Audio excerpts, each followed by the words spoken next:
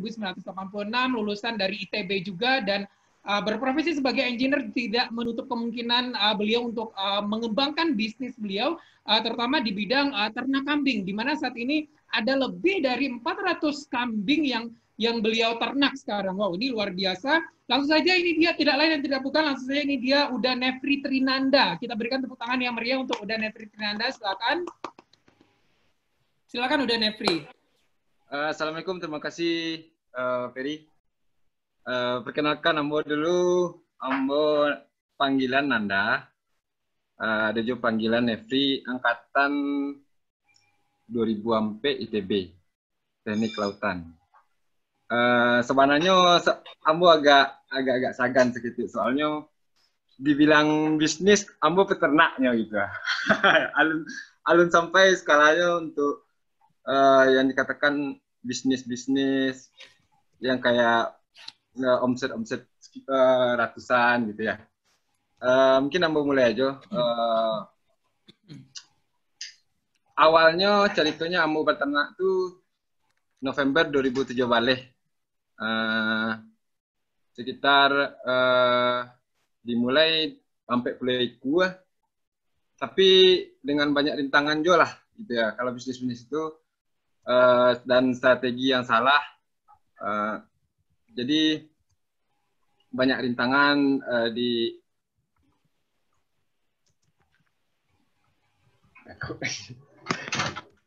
Oke, kita berikan tepuk tangan yang meriah untuk Uda Nefri, luar biasa ya. Oke, silakan dilanjut Uda Nefri. Ya.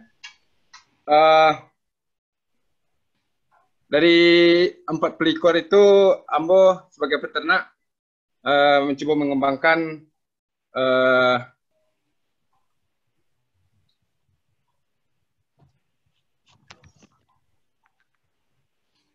mulai tahun pertama tuh memang banyak kendala lah dari segi modal gitu kan, sampai mulai gua dari segi lahan yang Ambo nggak mencukupi lah untuk beternak. Nah, sampai Ambo mulai beternakku gara-gara hobi Ambo gitu, hobi dari dulu lah, maksudnya kuliah dulu mungkin pakai dari hasil teranak kan gitu. Terus prospek kini tuh lah Ambo mulai dari, kalau beternakku kan ada fattening gitu, ada breeding. Jadi Ambo fokuskan dulu awalnya hitung-hitungannya tuh fattening gitu. Fattening tapi Ambo hitung-hitung gitu kan. Ambo hitung-hitung fattening itu modal gadang gitu ya. Modal gadang mungkin kalau untuk kambing awak harus balanjo kambing misalnya 1,5 juta gitu ya untuk si kuah. Terus di fattening mungkin selama 3 bulan dan dijual gitu. Mungkin profitnya tuh ketek gitu, ketek, dan modalnya gadang. Yang fattening itu langsung hilang modalnya gitu. Jadi Ambo fokuskan untuk breeding, makanya kini tuh ternak kambing Ambo tuh sampai hitung-hitungannya gitu ya. Kalau kambing bali indukan tuh bisa produktivitasnya tuh selama 2 tahun tuh mungkin 3 kali baranak gitu. Jadi ukurannya tuh 3 kali masuk baranak selama 2 tahun. Biasanya tuh rata-rata sih kambing tuh satu indukan tuh menghasilkan 2 ekor anak. Mungkin udah pada tahu kan. Nah, jadi hitungan Ambo dulu awalnya sampai puluh lah, selama 2 tahun tuh jadi 200 sampai 10 ekor gitu. Nya selama satu induk selama 2 bulan 3 kali berarti 6 ekor lah gitu. 6 ekor Ambo ambil rata-rata dulu hitungannya tuh 5 ekor kambing aja. Ada kematian 1% lah gitu. 10%. Jadi sampai puluh kali 5, jadi pertambahan selama 2 tahun tuh dari indukan tuh ada 200 ekor gitu. Nah, kendala yang Ambo alami itu sebenarnya Ambo itu salah strategi sih, salah strategi di awal penyusunan, di awal Batarana. Ambo ndak mikirkan itu kan jadi suatu bisnis di Ambo nanti gitu. Cuman awalnya memang pengen investasi lah, ada PT tabungan dari gaji gitu untuk Batarana gitu. Ada kawan Ambo yang ngurus 1 orang. Nah, kini jadi strategi Ambo awal tuh dulu salahnya tuh Ambo Batarana pengen dapat banyak di awal sampai puluh dua dengan modal PT sampai puluh juta lah ya. Nah, tapi sebenarnya itu salah strategi Ambo balinyo anakan kambiang. Anakan kambiang Ambo Batarana tuh anak kambiang umur sampai bulan, Ambo taranaan sampai umur 1 tahun baru bisa dikawinkan. Nah, jadi Ambo seharusnya setelah berjalan waktu, seharusnya kalau bagi peternak untuk beternak itu ancak beli indukan kambing gitu. Indukan kambing, jadi selama 1 tahun tuh awak tidak menghabiskan waktu untuk indukan kambing aku bisa menghasilkan. Nah, gitu. Itu strategi di awal. Karena memang Ambo tidak fokus dia untuk awalnya untuk membisniskan sistem peternakan itu. Terus kendalanya Ambo kambing yang beternakan itu memang lebih spesifiknya ke kambing etawa. Mungkin ada yang tahu produknya itu susu kambing etawa. Susu kambing etawa kok orang anggapnya sama jo susu kambing biasa gitu. Kecek orang susu kambing tuh bau, susu kambing tuh amis gitu ya. Sebenarnya kalau susu kambing etawa orang yang tahu susunya itu tidak bau, susunya itu lebih kental lama lah. Gitu. Terus Ambo terkendala di situ, pemasarannya di awal memang Ambo rintis itu susah karena memang orang tidak tahu gitu. Nah, jadi kini tuh Ambo bekerja sama jo udah ucok di ada punya perusahaan jo di Kejulasi mungkin ada sebagian yang lah tahu. Nah, Ambo dibina sama udah tuh untuk memasarkan susu dengan timnya gitu. Jadi Ambo dituntun. Lasifam ya. Lasifam dah. Ya. Nah, jadi tahu yang calon bupati ini kan, calon bupati ya. Iya dah. Jadi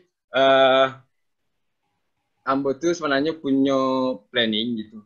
Punya planning jo untuk minimal di Bukit Tinggi kok lah. Untuk susu kambing etawa ini kan kalau menurut yang baca-baca itu untuk meningkatkan imunitas, untuk mengganti susu ASI ibu. Kalau untuk bagi yang sakit pernafasan itu cocok untuk membangkitkan jaringan paru gitu-gitu. Salah satu manfaatnya. Jadi kini itu rata-rata ibu-ibu yang punya anak umur sampai 6 tahun atau 10 tahun yang mengganti susu ibu di susu formula.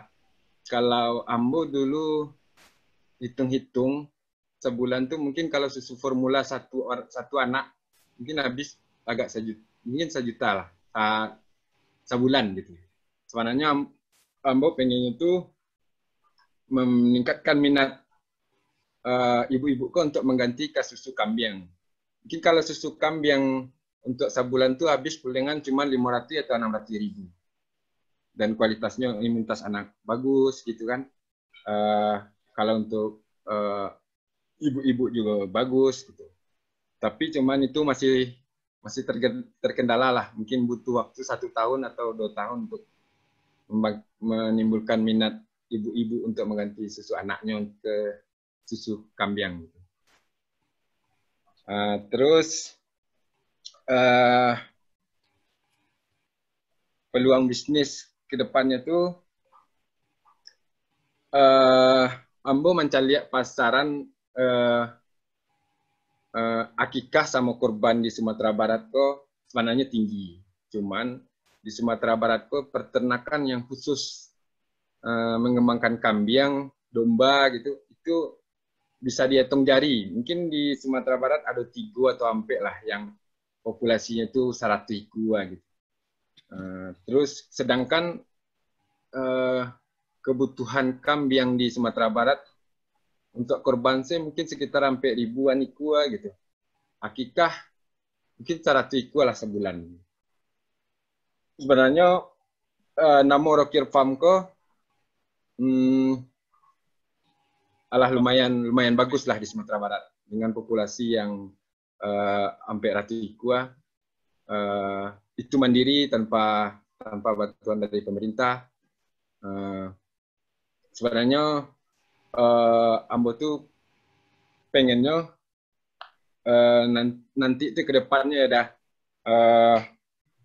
punya kambing yang bisa mensuplai minimal Sumatera Barat itu ke depannya. Amin. Amin. Semoga terwujud. Mantap. Sip. Kalau bisa Riau sekalian tuh. Ya makanya tadi ada pertanyaan sama udah Mas Rizal kan, kira-kira banyak kambing enggak gitu. Mau lanjut dulu ya? Mantap. Ada nanti tipenya. Sip. Dan Nefri silakan dilanjut. Adiknya.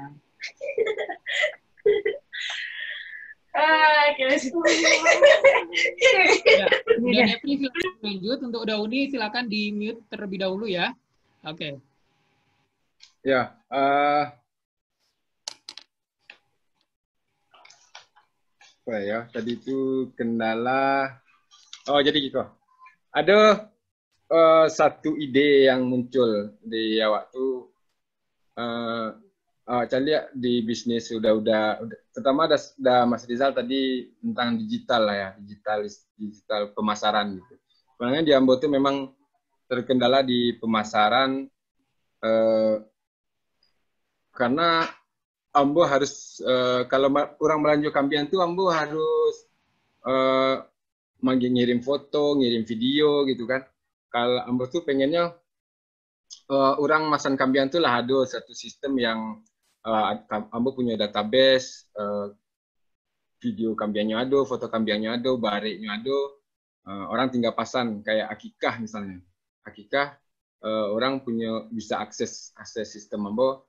Disitulah tampil kambingnya yang mana, terus barik berapa gitu. Pengen ada sistem digital kayak gitu. Tapi itu mungkin setelah Ambo punya bisa mencukupi lah untuk pasar Sumatera Barat. Sebenarnya prospeknya tuh gadang. Kini saya mungkin Ambo kalau untuk memenuhi 2 ekor kambing sehari saya mungkin masih susah dengan populasi 400 ekor. Jadi hitung-hitungannya kalau Ambo harus menjual kambing 100 ekor dalam sebulan tuh Ambo harus punya 1.000 indukan. 800 indukan udah bisa. Tapi kini kan masih skala kecil buat ternak. Indukan yang ada itu cuma paling 300 ekor. Mungkin untuk bisnis bataranak, ya bisnis bataranak kambing gitu ya. Itu yang bisa Ambo gambaran gitu. Udah ini mungkin Ambo agak tidak biasa ya untuk mempresentasikan. Soalnya Ambo agak sagan soalnya bisnis Ambo kok bisa dikatakan untuk skala bisnis palingan omset sebulan tuh penjualan Ambo ya, Ambo ada jual bali kambing itu ada jual sih. Ambo bali kambing di Jawa 60 ekor Ambo bawa ke Bukit Tinggi, terus Ambo jual ke orang-orang yang pengen beternak kambing. Itu ada jual mungkin dalam sebulan tuh sekali Ambo pengiriman dari Lampung, kalau enggak dari Semarang gitu. Sebulan tuh palingan 60 ekor kali 1,5 juta masing omsetnya barang 90 juta lah ya. Itu omset. Gitu. Nah, dari susu palingan Ambo produksi sehari kini kira-kira 25 liter. Harga per liter tuh sampai 10.000. Sampai 10.000. Kalau untuk reseller 30.000. Dan Ambo belum punya brand karena untuk produk susu kok agak susah. Mungkin susu kok hanya capek terkontaminasi dan harus izin POM gitu ya. Itu Kambo masih terkendala di situ. Mungkin ya nggak tahu.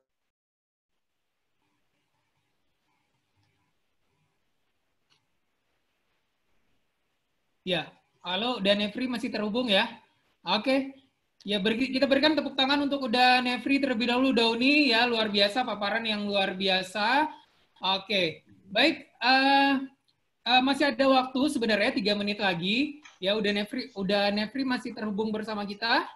Oke, baik, jika tidak, ya, kita lanjut untuk beberapa pertanyaan. Nah, sebelum kita masuk ke pertanyaan, Udah Uni bisa juga untuk intip-intip atau mencari tahu dari 2 bisnis yang dimiliki oleh 2 narasumber kita.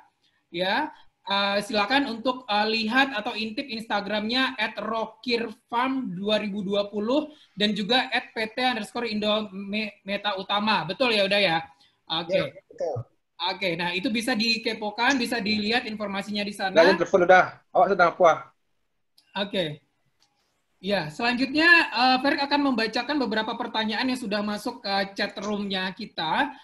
Di pertanyaan pertama ada dari Uda Rinaldo bertanya bagaimana ya kalau Nio jadi reseller, kira-kira bahas sistem nyoda. Oke, silakan dari Uda Mas Rizal terlebih dahulu. Silakan Uda. Oke. Kini Ambo jawab, untuk reseller nanti urusannya dengan panen segar lah. Jadi Ambo udah komit. Jadi nanti kita deal bisa makanya Ambo ya mungkin di jalan sana ya. Jadi Ambo itulah namanya integritas ya. Jadi kalau Ambo lah deal panen segar, Ambo komit dengan panen segar karena itu Ambo tahu taking ordernya melewati itu panen segar. Jadi Ambo enggak mau, Ambo profesional lah. Oke. Langsung ada CEO dan juga foundernya Panen Segar juga di sini ya, Agung ya. Ya, tadi Ambo lah di Japri sama Dahenjo, insya Allah. Jadi Ambo gini, yang penting Ambo wanti-wanti jodoh sana ya. Berbisnis yang penting omset tuh lancar, volume akan ngikutin. Itu yang Pak Selamoko yang mulia ya. Jadi walaupun mungkin untungnya sekilo daging 2.000 atau 5.000 lah paling ini ya, atau berapa nanti tergantung session juga. Ya, tapi kalau jumlahnya 1 ton tinggal kali aja gitu kan. Ya itu contoh ya misalnya. Jadi kita melihatnya seperti itu gitu. Jadi oke, itu jawaban dari Ambo. Ambo tak lupa. Jadi Ambo orangnya menarik nih. Ambo sangat menarik dengan Dinda, dengan Nanda itu sama dengan nama anak Ambo ya. Jadi Nanda nggak usah sungkan. Di Siko banyak kawan yang bisa bantu. Ada Rudi dengan timnya. Kalau enggak bisa Jo Ambo nanti Allah. Ya nanti tadi konsennya untuk branding dan sebagainya bisa sinergi lah. Aplikasi Rudi yang ngerjain lah. Kalau untuk branding, Ambo kalau bertanya, Ambo boleh membantu gitu ya. Jadi konsepnya yang penting jangan malu-malu minta tolong. Itu aja poinnya. Nggak usah berpikir biayanya dulu atau apa. Yang minimal Ambo nanti kita lihat lah. Jadi sinergisnya seperti apa, bisa aja berdasarkan volume transaksi. Oke, setiap transaksi dari digital kami dapat sekian, itu bisa aja. Jadi self funding dan itu win-win dan tidak ada yang dirugikan gitu ya.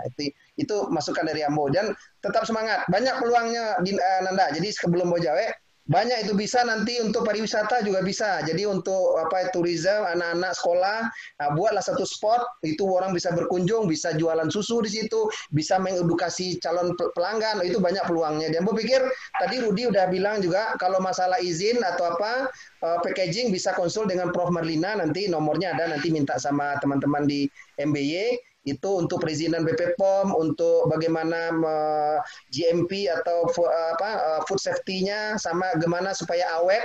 Nah, itu bisa konsul dengan Prof Malina. Mudah-mudahan juga bisa sinergis lah paling enggak gitu ya. Oke, kira-kira gitu kembali sama Ferry. Oke, luar biasa udah Mas Bras. Jadi sangat terbuka ya untuk reseller ataupun drop juga sangat terbuka dan tentunya diserahkan langsung ke Panen Segar ya. Ini not banget nih untuk founder dan CEO-nya Agung yang sudah hadir di hadapan kita semua. Baik, selanjutnya ada pertanyaan lagi, udah sangat menarik. Ini dagingnya ini daging lokal atau daging impor? Nah, itu dia udah. Nah, ini yang menarik. Tadi saya belum jelasan karena memang ini ya. Tadi saya lupa menjawab. Memang untuk kami, memang terus terang aja. Kenapa kami memang lebih banyak daging impor? Kenapa?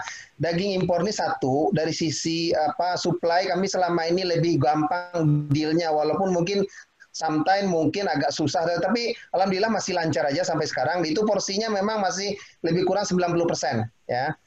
Kami dari impor. Lokal itu masalahnya itu supply-nya susah kadang-kadang harga nggak konsisten, itu yang kami susah. Itu makanya saya bilang, bisnis ini kita kan perlu integritas, jangan greedy lah. Kadang-kadang ini kita supplier lokal atau orang yang maksudnya dari ini, kadang-kadang itu jadi persoalan. Makanya kami lebih senang untuk daging impor dan memang kualitas kami jaga. Jadi istilahnya ya kita tahu juga lah kualitas daging yang kalau memang sosnya bagus, kualitasnya bagus. Makanya sampai hari ini kami model sate mak syukur yang di Jakarta siapa yang nggak kenal itu mostly kami ke supplier utama sama Pak Ciman misalnya tadi saya cerita, alhamdulillah sampai hari ini masih. Jadi itu bukti aja jaminan bahwa produk kami diterima di kelas lah istilahnya gitu. Pantasan Pak Ciman lama ya, enak Pak Ciman ya. Kalau lokal akan lebih bagus sebetulnya. Tapi ya memang itu kendala kita. Challenge buat teman-teman lah nanti kalau bisa kerjasama. Oke, ya itu jawabannya dari udah Mas Rizal. Oke, selanjutnya juga ada pertanyaan sumber daging ini sebenarnya dari RPH atau langsung ke peternak gitu. Kemudian berapa lama delivery sejak order dan berapa minimal order yang diterima. Kemudian delivery-nya apa langsung sumber yang tangani atau memang ada pihak ketiga? Nah, mungkin bisa menarik nih pertanyaan. Tadi memang kami masa transisi. Pertama, kalau dari lokal, kami memang ada dari RPH, tapi ada juga dari pedagang daging atau apa yang kenal. Tapi memang terus terang untuk RPH ini kadang-kadang kami masih susah untuk deal ya. Jadi kadang-kadang ganti pengurus, ganti apa, berubah lagi kebijakan gitu kan. Misalnya seperti itu. Nah, kalau untuk delivery dari kami ini, terutama ini lead time ya. Kalau dari importir itu biasa kami tergantung biasanya kami dari tergantung negara kalau bicara. Tapi kami biasanya dealnya langsung dengan importir langsung dari tangan pertama. Salah satu yang utama kami langsung dengan Bulog misalnya. Jadi kami salah satu partner dengan Bulog untuk daging misalnya. Dan ada beberapa importir yang rasanya itu cukup harga kami cukup kompetitif lah. Nah, dari delivery untuk B2B, sementara kami langsung dari kami ada tim delivery, kami ada tracking juga, ada truk freezer juga yang pakai pendingin misalnya, atau truk yang biasa tergantung jarak, itu kami langsung handle. Tapi B2B tadi saya bilang, untuk di Jakarta masih minimum ada 10 kilo untuk saat ini.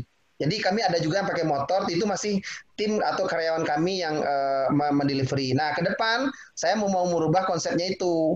Jadi kalau yang 10 kilo nanti bisa aja masih pakai paksel, itu akan jauh lebih murah cost-nya. Itu satu ya. Yang kedua bisa sampai retail nanti. Retail makanya saya bilang, kami lagi set up reseller khusus yang reseller Jakarta nih. Yang udah ini deal sama kami, yang udah deal ya udah. Tapi kalau nanti lewat panen segar ya udah saya komit misalnya panen segar yang jelas kami suplai daging dari kami sama aja kan. Cuma nanti mungkin marginnya aja nanti mungkin panen segar berapa. Nanti kelebihannya panen segar harga bisa dinaikin karena udah di repack beda kan. Jadi kalau daging misalnya kami misalnya 100.000 kalau udah di repack mungkin nilai tambah jadi 110.000. Nah itu tinggal atur aja dengan reseller nanti kan. Jadi marginnya tetap bagus. Itu saran saya sih. Tinggal bikin packaging yang bagus sehingga memberikan nilai tambah terhadap produk secara keseluruhan. Itu jawabannya. Kalau delivery kami itu biasanya kalau untuk B2B biasanya order hari ini biasa dikirim besok. Biasanya kami udah gitu. Dan untuk B2B yang besar kami udah beri mereka freezer. Jadi kami di model di sate masukur, sate di masakan sodagar, Pak Ciman kami provide dengan freezer di situ sehingga daging tetap segar. Jadi mereka ada lead time tinggal berapa stok dia udah order, jadi seperti itu replenish dan sebagainya. Oke, baik. Nah mungkin untuk pertanyaan yang selanjutnya ini mungkin bisa juga nanti dijawab oleh Uda Nefri ya. Bagaimana soal pengadaan pakan? Apakah ini mandiri atau memang dibeli gitu? Ini dari Uda Adrius Abrar. Luar biasa pertanyaan dari Uda Adrius. Dari Uda Adri ya, pakan. Kalau tentang pakan, sebenarnya kalau langkah untuk beternak itu memang dari awal memang harus memikirkan ketersediaan pakan lah. Pakan sama kandang itu yang utama. Kalau untuk kambing itu pakan 1 ekor tuh 10% dari berat kambing lah. Misalnya kalau berat kambing kita itu 30 ekor, berarti 3 kilo pakan yang harus dimakan 1 hari. Nah, kalau kini, dulu memang tidak pernah memikirkan lah tentang pakan itu karena di Siko kan banyak tanah orang yang nggak jadi, banyak rumputnya. Kalau kambing kan makannya 1000 macam, setelah rumput dimakan. Dulu tidak terpikirkan untuk menanam pakan. Kini sejak 3 bulan belakang lah pakan tuh memang harus ditanam. Jadi untuk kambing 200 ekor itu pakan lahan yang harus disediakan tuh kira-kira 1 hektar. Itu 200 ekor. Saat kini ada namanya itu rumput odot ditanam. 1 hektar itu bisa menghasilkan 300 ton per tahun. Jadi kalau Wak pengen punya 1000 ekor berarti lahan Wak harus 5 hektar, harus disediakan lahan 5 hektar. Gitu. Kalau ya itu kalau kini keadaannya memang sedang menanam, lahan mungkin belum sampai 1 hektar. Karena mencari bibit odot tuh di siku agak susah dan mahal juga. Kalau di Jawa mungkin lah udah banyak yang nanam, kalau di situ masih sakit lah. Itu kalau untuk pakan. Oke, baik, baik Uda Udi. Selanjutnya ini ada statement menarik juga nih dari Uda Rudi Maulana. Ya, ada tanah di Mudia, lai bisa ke Rajo Samo. Nah, boleh. Silakan, udah Mas Rizal, udah Nefri, silakan. Ya, atau dari udah Rudi. Dan Nefri itu. Dan Nefri itu. Iya. Dan Nefri. Mungkin tidak sempat terjelaskan sama awak tuh sebenarnya ada kandang tuh ada 2 tampek ini. Di Bukit Tinggi, di Agam, di Gadui, dan Cek itu ada di Koto Kaciak, Limbanang. Di situ tuh ada kira-kira 120 ekor lah. Sebenarnya awak pengen tuh memang butuh lah ketersediaan lahan terutama untuk pakan dah. Untuk pakan tuh memang terkendala mana. Kalau kini sistem awak pi manyabi itu 5 kilo dan menghabiskan bensin tuh kira-kira 50.000 sehari. Kalau awak tanam dake-dake sampai sekitar kandang itu bensin awak lah hilang. Operasional bensin udah hilang. Karena itu yang mengurangi operasional awak sehari. Untuk si kuah kambing kok operasional sehari tidak boleh lebih dari 1.500 untuk daerah awak. Kalau di Jawa itulah 2.300 untuk si kuah kambing itu operasionalnya. Biaya makannya gitu.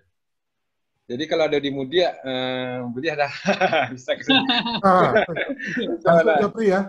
Langsung dibuka. Langsung ke Japri ya. Jadi dah, makasih. Oke, jadi nanti kita, bisa dilanjut di belakang ya. Oke. Siap. Nah, selanjutnya ini, ya udah Rudi ada mau disampaikan?